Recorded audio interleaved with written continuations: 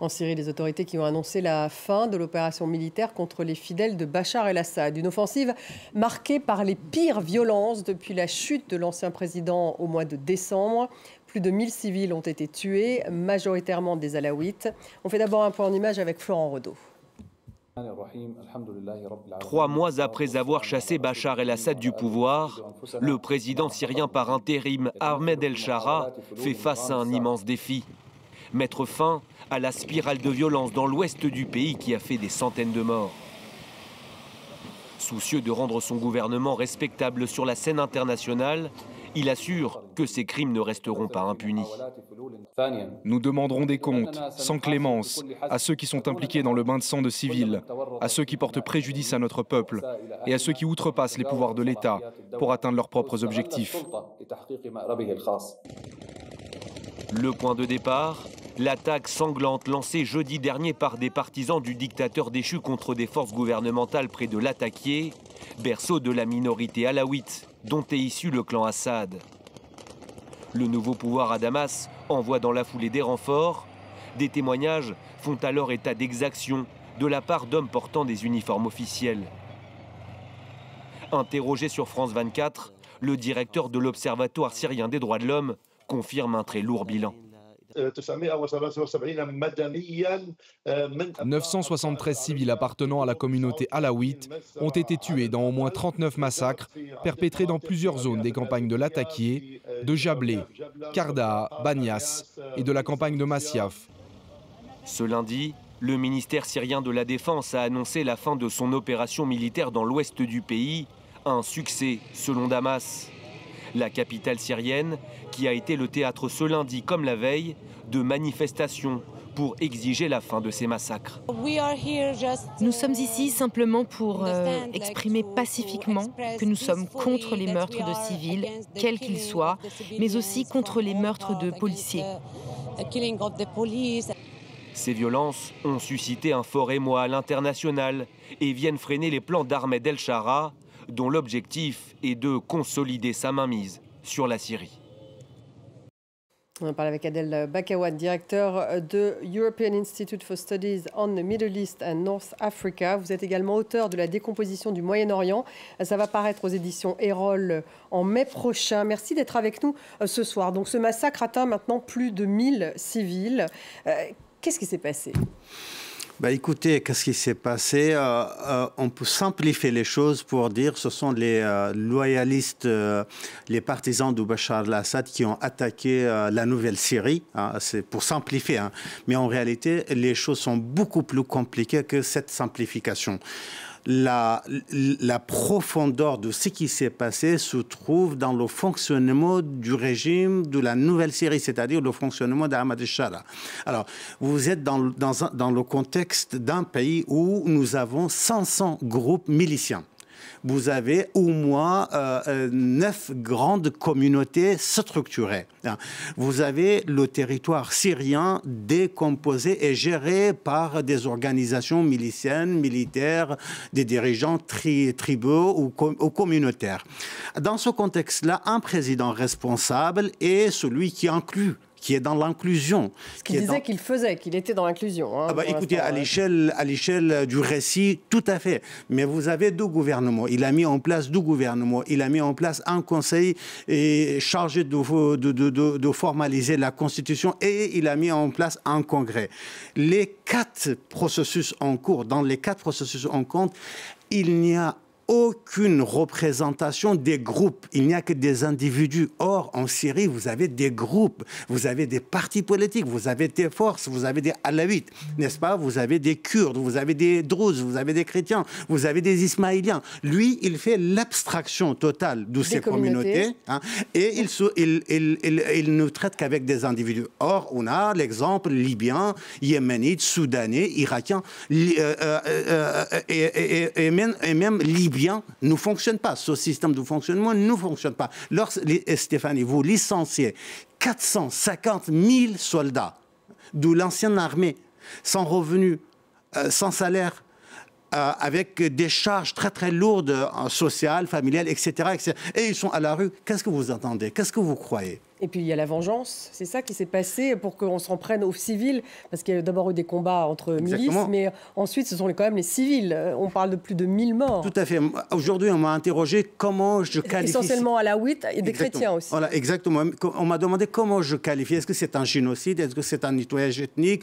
Est-ce que c'est... Je dis non, pour moi, c'est un massacre collectif et collectivement mis en place et prémédité, organisé, systématique, structurel. Pourquoi? Parce que tout simplement, comme vous l'avez dit, il y a la vengeance, mais à 12 échelles.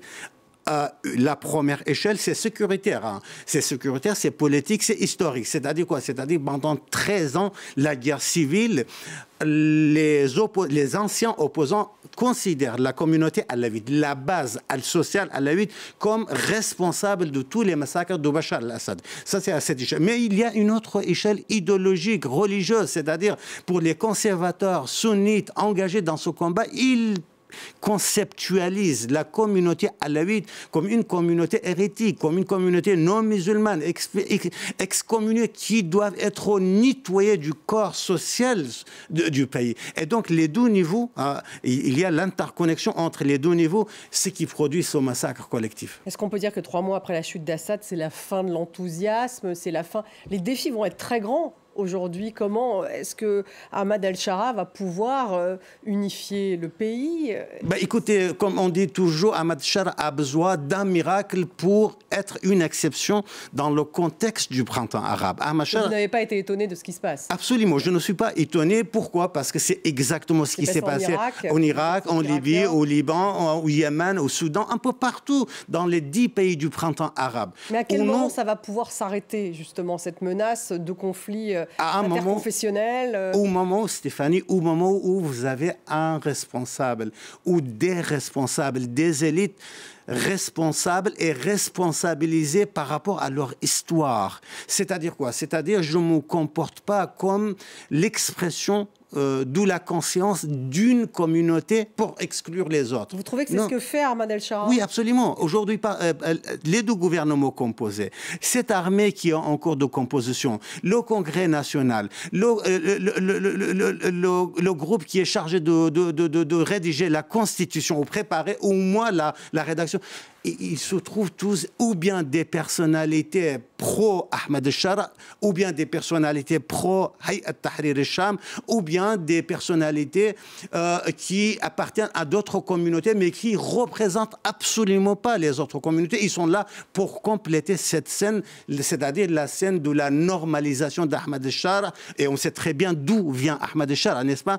Alors, je ne mets pas en doute sa volonté, je ne mets pas en doute sa sincérité, mais je dis, si on est responsable par rapport à cette grande tragédie qui s'appelle la Syrie, tragédie humaine, économique, sociale, historique, etc., là, on doit être dans un référentiel inclusif et non pas dans des pratiques exclusivistes. La communauté internationale, pour l'instant, n'a pas vraiment, elle a juste bien sûr condamné le massacre. Il est question que l'Europe lève les sanctions, enfin en tout cas un certain nombre de sanctions à l'égard de la Syrie. Est-ce qu'elle pourrait revenir sur cette décision? Écoutez, moi personnellement, je discute régulièrement tous les jours avec les acteurs au centre de pouvoir en Europe. Les Britanniques, certes, ils ont levé les sanctions, n'est-ce pas? C'est vrai aussi, Ahmad al-Shara est invité à Paris.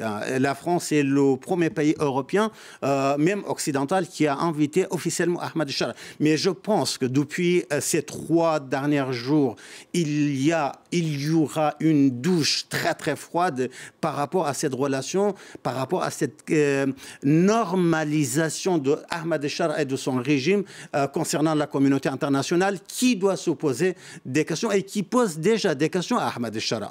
Bien évidemment, on n'a pas remis Ahmad al-Shara en question. Hein. On ne l'a pas accusé, mais on lui demande d'une manière sérieuse d'agir et de réagir. La parole ne suffit plus. Ce qui fait Ahmad al-Shara jusqu'à aujourd'hui, c'est qu'il produit, c'est une machine de production de discours, mais à l'état pratique, on ne voit rien. Est-ce qu'il a inclus les FDS? Non. Est-ce qu'il a inclus les Druzes? Non. Est-ce qu'il a inclus les chrétiens? Non. Est-ce qu'il a inclus même l'armée nationale? On avait l'impression que lors de la première réunion, il y avait quand même un ensemble de communautés représentées.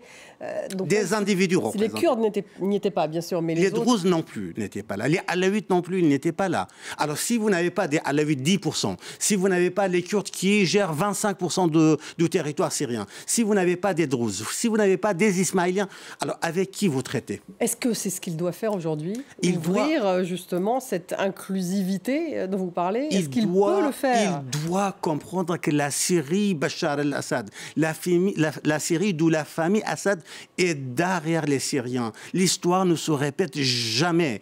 Ahmad Shah, ni Ahmad Shah, ni aucun acteur pourra mettre en place un État centralisateur qui gère avec une main de fer la totalité de Syrie. Donc ça veut dire une Syrie décentralisée avec...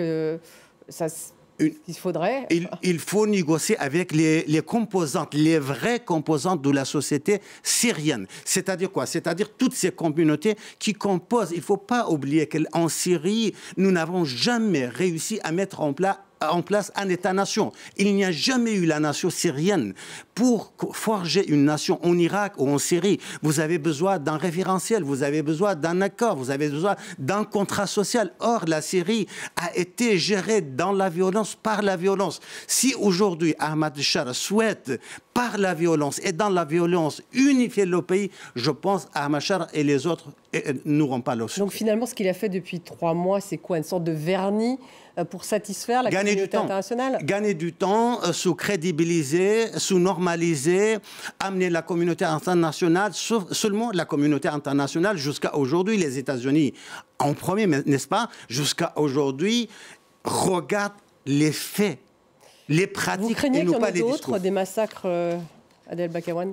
Écoutez, si aujourd'hui, avec les Alaouites, ce massacre a été produit, si les civils Alaouites ont été massacrés collectivement, je ne sais pas au nom de quel miracle, au nom de quel projet politique Ahmad Shah pourra empêcher ses combattants à ne pas mettre en place les mêmes massacres concernant les autres communautés. Oui, j'ai un grand doute. Optimiste. Non, absolument, je ne suis pas optimiste parce que tout simplement, une dernière phrase.